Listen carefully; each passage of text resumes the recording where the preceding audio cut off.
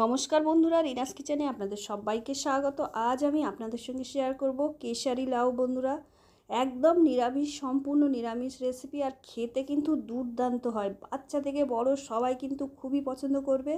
তার জন্যে একটা লাউয়ের হাফ লাউ নিয়ে নিয়েছি বন্ধুরা। এই রকম লাউ আপনারা যেমন খেতে পছন্দ করবেন সেই হিসেবে লাউটা নেবেন, তবে একটু বেশি পরিমাণে নেবেন, নাহলে এই রেসিপিটা কিন্তু অনেকটাই কমে যায়। আর লাউয়ের পুরো খোসাটাই কিন্তু ছাড়িয়ে দিতে হবে। দেখুন, ঠিক যেভাবে আমি ছাড়িয়ে নিচ্ছি এইভাবে কিন্তু লাউয়ের সম্পূর্ণ খোসা ছাড়িয়ে দিতে হবে। লাউয়ের খোসা রাখলে কিন্তু রেসিপিটা খেতে ভালো লাগবে না।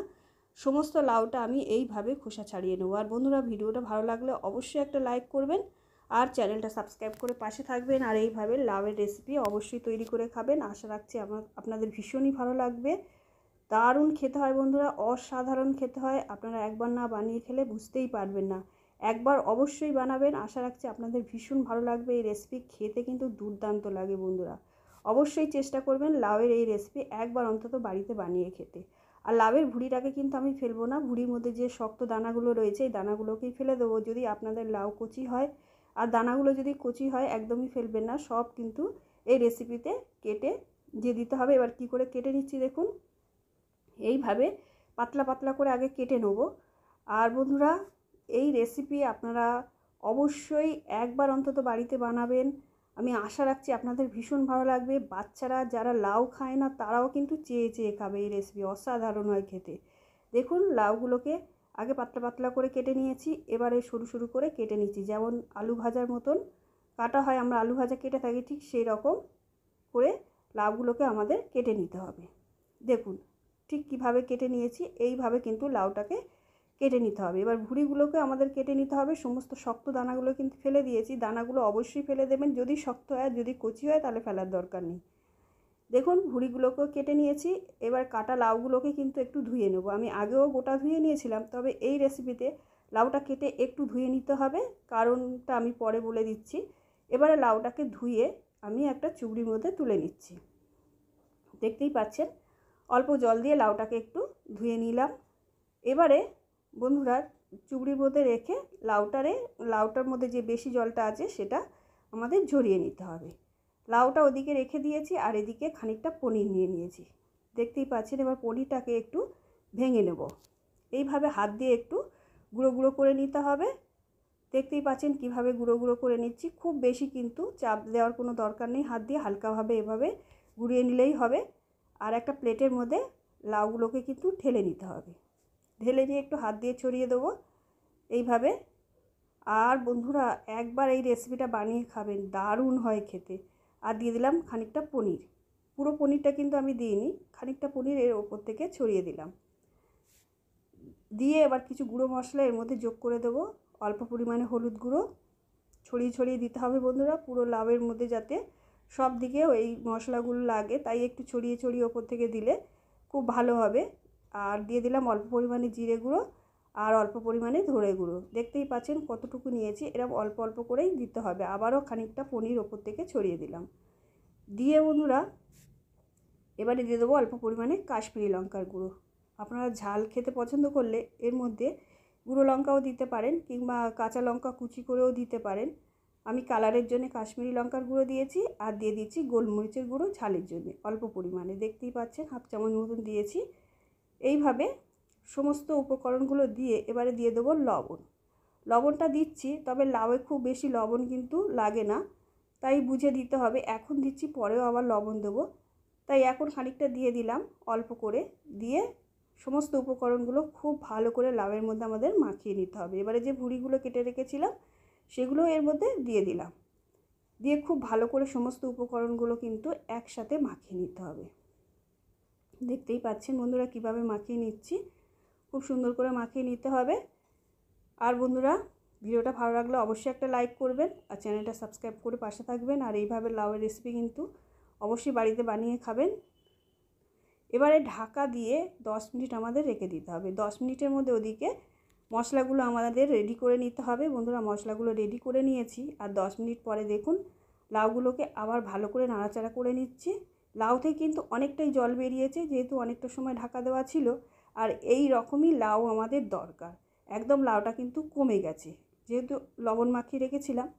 এবারে ওভেনে কড়াই বসিয়ে দিয়ে দিচ্ছি 2 টেবিল চামচ সাদা তেল, দিয়ে দিচ্ছি একটা তেজপাতা, একটা শুকনো লঙ্কা ফোড়ন হিসাবে দিচ্ছি, দিয়ে একটু হালকা করে তেজপাতা আর শুকনো লঙ্কাটাকে ভেজে নিয়ে দিয়ে দেবো 1/2 চামচ কালো জিরে। কালো জিরের পরিবর্তে আপনারা গোটা জিরেও ব্যবহার করতে পারেন। দিয়ে কিছুক্ষণ একটু ফোড়নগুলোকে ভেজে নিতে হবে।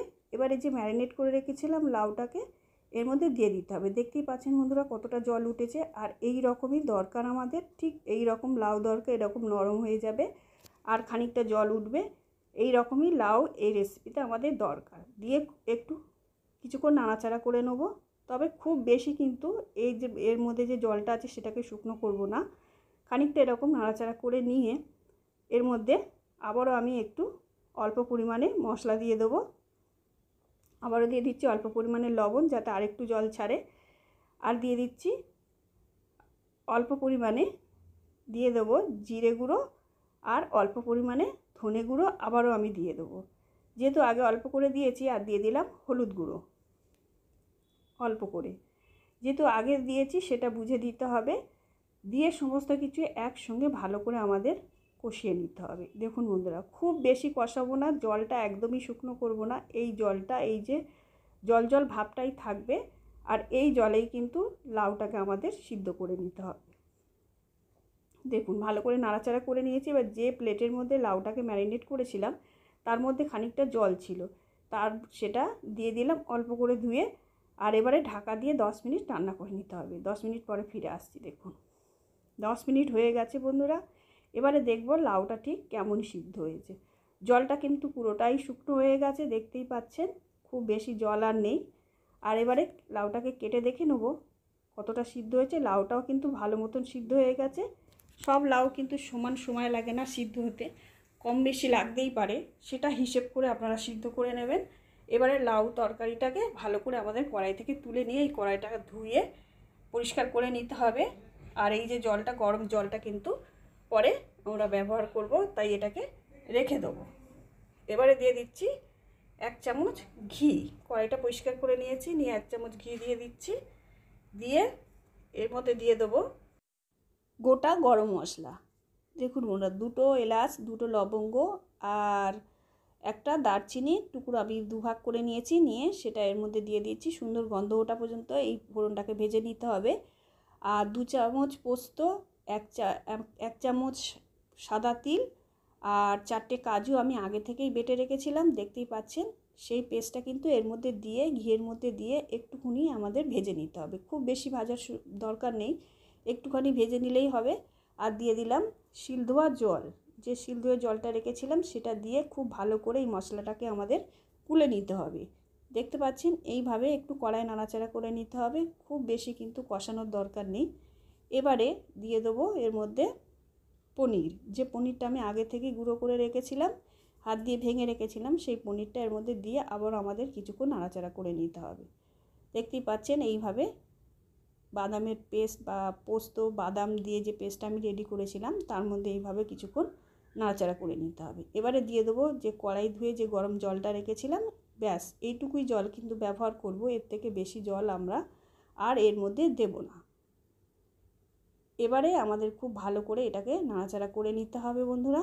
নিয়ে দিয়ে দিচ্ছি অল্প পরিমাণে লবণ, যেহেতু বাদামের পেস্টটা আমি এর মধ্যে দিয়েছি। আর দিয়ে দিলাম 1 চামচ চিনি, যেহেতু নিরামিষ রেসিপি চিনিটা অবশ্যই দেবেন, চিনি না দিলে কিন্তু খেতে ভালো লাগবে না, আর চিনিটা দিলে কিন্তু টেস্ট বেড়ে যাবে, অবশ্যই দেবেন। আর যারা চিনি পছন্দ করেন না তারা দেবেন না। এবারে দিয়ে দিলাম যে লাউটা সিদ্ধ করে রেখেছিলাম সেটা এর মধ্যে দিয়ে দেবো, দিয়ে আবারও আমাদের খুব ভালো করে নাড়াচাড়া করে নিতে হবে। এখনও কিন্তু মেন জিনিসটা এর মধ্যে যোগ করিনি বন্ধুরা। খুব ভালো করে এইভাবে কিছুক্ষণ একটু নাড়াচাড়া করে নেব, নিয়ে একটু কষিয়ে নেব পনিরের মধ্যে, নিয়ে ঢাকা দিয়ে আবারও আমাদের 4 মিনিট রান্না করে নিতে হবে। 4 মিনিট পরে ফিরে আসছি। দেখুন 4 মিনিট কিন্তু হয়ে গেছে। 4 মিনিটে লাউ একটুখানি সিদ্ধ হতে যেটুকু বাকি ছিল সেটুকু কিন্তু হয়ে গেছে। আর মশলার যে পোস্ত, সাদা তিল, কাজু আমি বেটে রেখেছিলাম তার ফ্লেভারটা ভালো মতন এর মধ্যে কিন্তু চলে গেছে। এবার একটা কাপের মধ্যে নিয়ে নিচ্ছি 1/2 কাপ গরম জল, হালকা গরম জল, আর দিয়ে দিলাম 4 চামচ মতন গুঁড়ো দুধ, দিয়ে খুব ভালো করে আমাদের দুধটাকে মিশিয়ে নিতে হবে। দেখুন বন্ধুরা এইভাবে গুলে নিতে হবে। নিয়ে এটাকে একটা তড়কা প্যানের মধ্যে আমি ঢেলে নেবো দুধটাকে। এই ঠান্ডা দুধটা কিন্তু আমাদের ব্যবহার করা যাবে না, এই দুধটাকে খানিকটা গরম করে নিতে হবে। ঠান্ডা দুধ ব্যবহার করলে বন্ধুরা দুধটা কেটে যাবার সম্ভাবনা থাকবে, তাই একটু গরম করে নেব।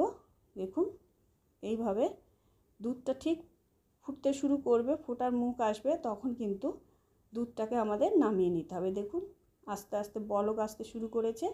এবারে এই পর্যায়ে আমি দিয়ে দেবো এর মধ্যে খানিকটা কেশর, একদম অল্প পরিমাণে কেশর দেব। দেখুন ঠিক কতটুকু কেশর দিচ্ছি। এইটুকু কেশর দিয়ে ঢাকা দিয়ে 10 মিনিট কিন্তু রেখে দেবো। এই কাজটা কিন্তু বন্ধুরা তরকারি করার আগেও তৈরি করে রেখে দিতে পারেন এই দুধের মিশ্রণটা, কিংবা তরকারি রান্না করতে করতেও এই মিশ্রণটা করে নিতে পারেন। নিয়ে এবার কেশর ভেজানো দুধটা এর মধ্যে আমাদের দিয়ে দিতে হবে। দেখুন দিয়ে দিয়েছি। দিয়ে খুব বেশি কিন্তু আর রান্না করা যাবে না, কিছুক্ষণ একটু নাড়াচাড়া করে নিলে হয়ে যাবে। আর তেজপাতাটা ফেলে দিলাম। আর দেখতেই পাচ্ছেন বন্ধুরা কতটা সুন্দর রেসিপিটা তৈরি হয়েছে। এটা কিন্তু ভাত, রুটি, লুচি, পরোটা, ফ্রাইড রাইস সব কিছুর সাথে খেতে পারবেন। আর খেতে কিন্তু দুর্দান্ত লাগে বন্ধুরা, বাচ্চা থেকে বড় সবাই কিন্তু খুব পছন্দ করবে এই রেসিপি। আর ভিডিওটা ভালো লাগলে অবশ্যই একটা লাইক করবেন আর চ্যানেলটা সাবস্ক্রাইব করে পাশে